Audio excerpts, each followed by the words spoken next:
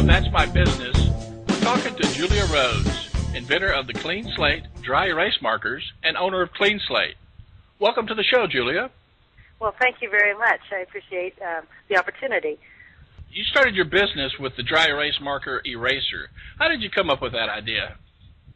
Well, I was a teacher, and I was, at the end of the day, I always had black hands, and I looked around, and everyone had black hands. It's sort of this black finger disease of the 90s, and I thought there's got to be a better way, and there wasn't anything out there. So there were about 5 dry erase markers on the market, so I made my eraser fit all the markers.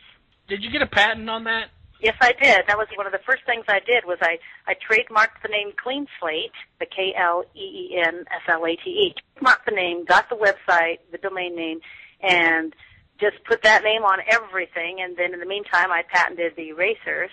And then I not only did national patents, but I also did them internationally because I was selling internationally as well. How do you do them internationally? Is there like one place you can go internationally, or you have to go by country by country? You go country by country, wherever the interest is.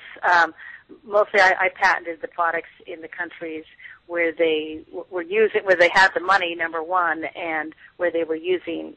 There was a use for the product. I definitely would recommend getting a patent attorney and getting a nice tight patent because I learned a lot from the first one, and just I think after that the next one's better, and the next one after that is better, and then the more you learn, the better you get.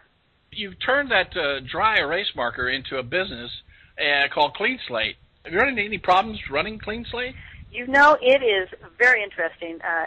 Coming from a teaching background, I went to my local economic development center and sought help with mentors, SCORE, anything I could to find out what it took to run a business. And I reached out and asked a lot of questions. And I said the most difficult thing I think in running the business is cash flow. That's the big cash flow. How are sales doing?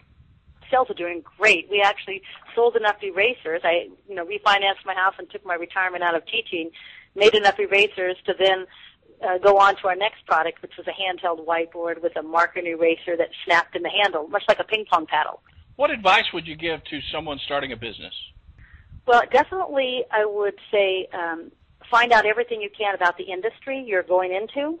Find out everything you can about your customers and about your competitors, and find some mentors to help you. Don't be afraid to ask for help. A lot of people are out there that are willing to help. We've got the internet, which is fabulous. Well, thanks, Julia, for talking with us today on That's My Business. You're welcome, and thanks for having me. I appreciate it.